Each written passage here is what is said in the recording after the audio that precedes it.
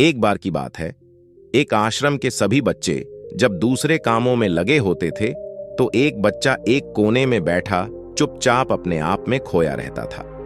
वो अक्सर किसी से ज्यादा बात नहीं करता था। आश्रम की सभी जिम्मेदारियां पूरी करने के बाद जहां सभी बच्चे पूरे दिन की घटनाओं की चर्चा करने लगते हैं, वहीं पर वो शांत रहने वाला बच्चा एक बरगद के पेड़ के नीचे बैठकर ध्यान करने लगता। सभी बच्चों को आश्चर्य होता था क्योंकि उसका कोई दोस्त नहीं था। वो अक्सर आश्रम में अकेला ही घूमता रहता था। ये देखकर उसके गुरु को बड़ी प्रसन्नता होती थी। उसे लगता था कि कोई तो है आश्रम में जो मौन यानी कि चुप रहने की ताकत को समझता है, उसके महत्व को समझता है। आश्रम के बारे में जब भी कोई जरूरी निर्णय लेना होता, उसकी राय जरूर लिया करते थे। लेकिन यही बात गुरुजी के एक दूसरे शिष्य को बड़ी खटकती थी। क्योंकि वो गुरुजी का प्रिय शिष्य बनना चाहता था, इसीलिए वो गुरुजी के सामने दूसरे बच्चों के कामों में कुछ न कुछ कमियां निकालता रहता था, जिससे गुरुजी उसे महान समझने लग जाए।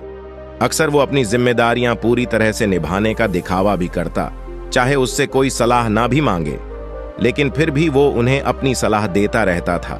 वो बहुत ही बातूनी शिष्य था और आश्रम के दूसरे सभी बच्चों में बहुत प्रसिद्ध भी था, क्योंकि वो सबसे हंसी मजाक करता रहता था, उनसे दिन भर बातें करता रहता था, इसीलिए उसकी सबसे दोस्ती हो गई थी। लेकिन जब आश्रम के गुरु उसकी राय ना लेकर दूसरे बच्चे की राय लेते थे तो ये बात उसे बड़ी खटकती थी। उसे ये लगता था कि वो उस दूसरे बच्चे से ज्यादा बुद्धिमान है, लेकिन गुरुजी फिर भी उसकी तरफदारी करते हैं। ऐसा नहीं था कि गुरुजी को बातूनी शिष्य के स्वभाव के बारे में पता नहीं था, लेकिन गुरुजी उसे अपने तरीके से सीख देना चाहते थे ताकि उसकी ज्यादा बोलने की आदत, दिखावा करने की आदत, दूसरों में कमियां निकालने की आदत हमेशा हमेशा के लिए खत्म हो जाए और वो मौन रहकर ध्यान की गहराइयों को छुपाए। असल में हर सच्चे गुरु की यही इच्छा होती है। वो किसी तरीके से उस बातूनी शिष्य को एहसास कराना चाहते थे कि चुप रहने से ही उसे असीम सत्य को जाना जा सकता है। उस विराट का एहसास चुप होकर ही किया जा सकता है। एक दिन गुरुजी को एक तरीका सूझा।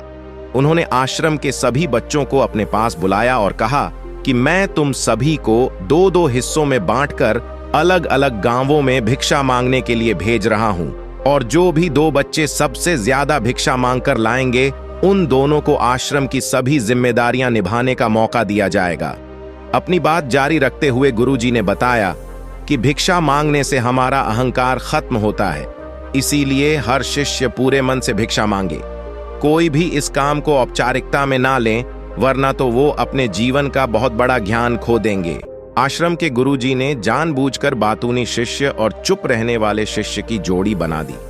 बातूनी शिष्य के मन में सिर्फ एक ही बात चल रही थी कि इस बार उसे मौका मिला है और इस बार वो गुरुजी को दिखा देगा कि वो चुप रहने वाले शिष्य से कितना ज्यादा प्रतिभावान है।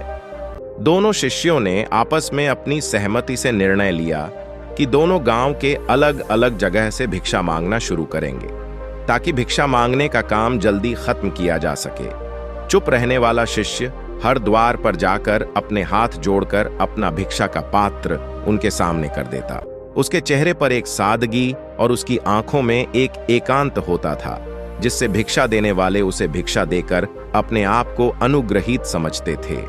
वहीं पर दूसरा बातूनी शिष्य हर द्वार पर जाकर उनको कुछ न कुछ ज्ञान देने लगता था, जिससे ज्यादातर लोग उसे बिना भिक्षा दिए ही लौटा देते थे।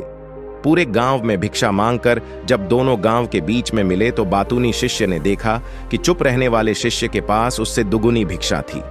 ये देखकर उसे मन ही मन बहुत ठेस पहुंचा।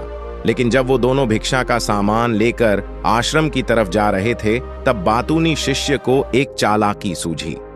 उसने चुप रहने वाले शिष्य से कहा कि हमें अपनी भिक्षा एक ही थैले में डाल लेने चाहिए।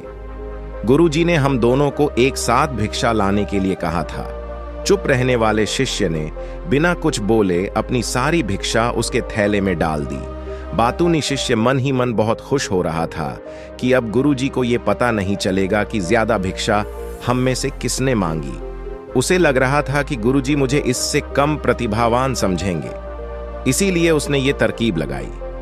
सभी शिष्यों के आने के बाद संध्या के समय जब सभी की भिक्षा तो ली गई, तो इन दोनों शिष्यों की भिक्षा सबसे ज्यादा निकली। गुरुजी ने इन दोनों का अभिवादन करते हुए आश्रम के सभी बच्चों के सामने उनकी पीठ थपथपाते हुए उन्हें मुबारकबाद दी और कहा कि मैं आश्रम का कार्यभार तुम दोनों को नहीं सौंप सकता। इससे आपसी मतभेद होने का खतरा रहता है। इसीलिए तुम दोनों में से जो ज्यादा भिक्षा लेकर आया है, आश्रम की जिम्मेदारी उसे ही सौंपी जाएगी। जब उन्होंने उनसे पूछा कि तुम में से ज्यादा भिक्षा कौन मांगकर लाया था, तो बातूनी शिष्य ने कहा कि गुरुजी, मैं इससे दुगनी भिक्षा मांगकर लाया था, लेकिन मुझसे गलती हो गई कि मैंने वो दोनों भिक्षा एक ही थैले में डाल ली।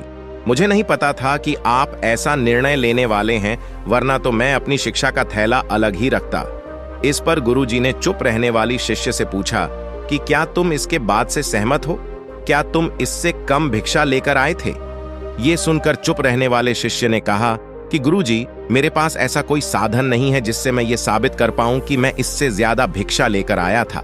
असल में ये उल्टा बोल रहा है, दुगनी भिक्षा मैं लेकर आया था, ये मुझसे आधी भिक्षा लेकर आया था और इसी ने ही मुझसे भिक्षा एक थैले में डालने की बात कही थी। आश्रम से कुछ दूरी पर एक पहाड़ी थी जिसके पीछे सूरज अब भी अभी संध्या के समय ढल रहा था। गुरुजी को तो पता था कि सच कौन बोल रहा है, लेकिन बाकी बच्चों के सामने सच साबित करने के लिए उन्होंने उन दोनों से एक सवाल पूछा कि पीछे पहाड़ी पर तुम्हें क्या दिखाई दे रहा है? यह सुनकर वाचाल शिष्य झट से बोल पड़ा कि गुरुजी, पहाड़ी के पीछे सूरज अपना रंग बिखेर रहा है। आसमान में लालिमा छाई हुई है। यह बहुत ही सुंदर दृश्य है।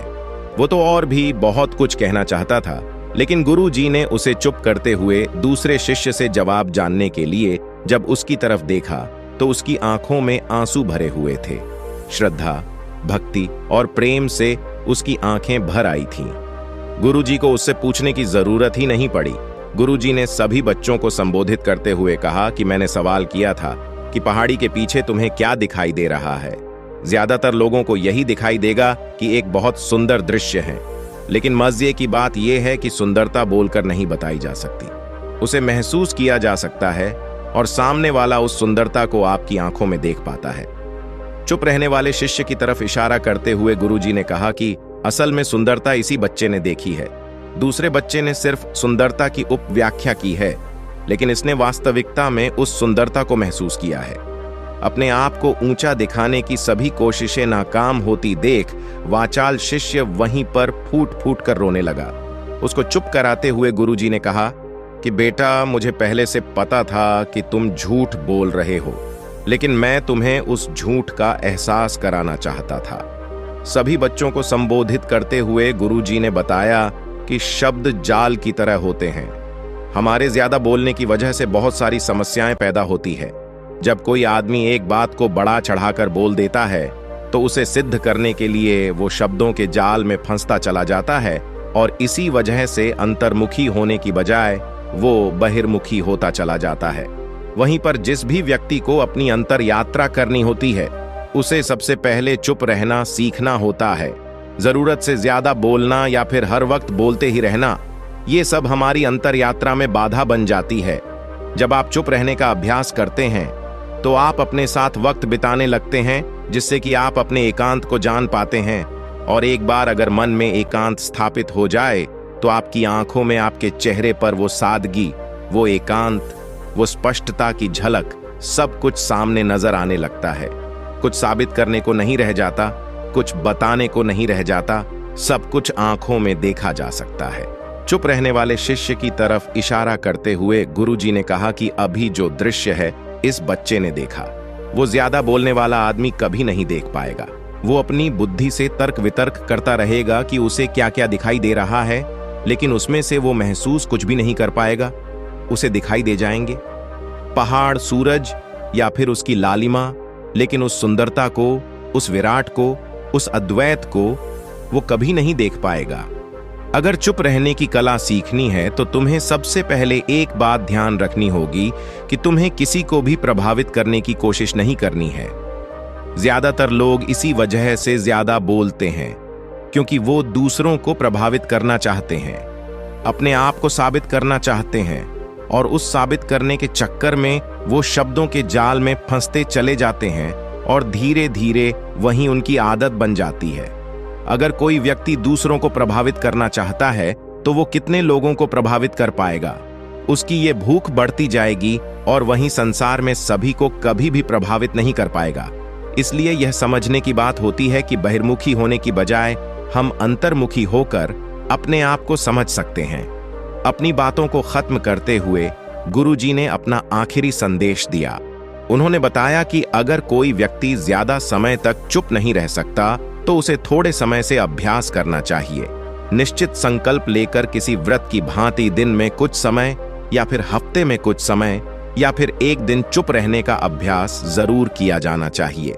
इससे हमारी चुप रहने की आदत धीरे धीरे खुद ब खुद पनपने लगती है, क्योंकि एक बार जब हम चुप रहने लगते हैं तो हमें चुप रहने का आनंद पता चल जाता है।